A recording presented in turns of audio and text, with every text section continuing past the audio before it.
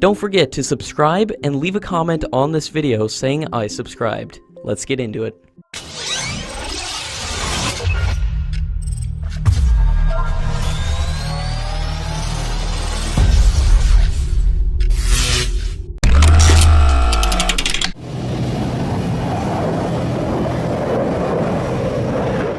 The French multinational company Thales has said that it is confident of creating more than 3,500 high-end jobs in India as it executes the $1 billion worth of offsets over the Rafale fighter jet deal. The French company has pledged to transfer key technologies to the Indian partners, which includes radars, optronics, and integration of systems.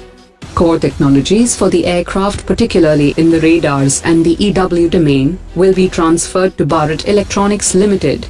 The company has recently obtained final clearances for its joint venture with Reliance Defence, and would now start building facilities in India that will implement the technology transfer. The Russian Deputy Defense Minister has said that Russia has no plans for mass-producing the Su-57 fighter jet.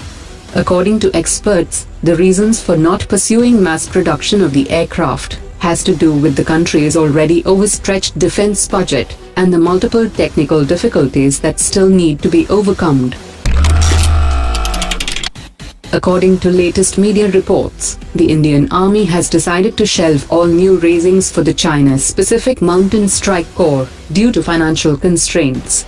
Units for the Mountain Strike Corps have already been raised in the northeast and have been equipped with M777 ultralight howitzers. At the request of U.S. Defense Secretary Jim Mattis, U.S. lawmakers are working to get a waiver for India from the U.S. sanctions on the S-400 deal with Russia. U.S. Defense Secretary Jim Mattis has written a letter in this regard to Senator John McCain and have asked to come up with a legislative waiver for India.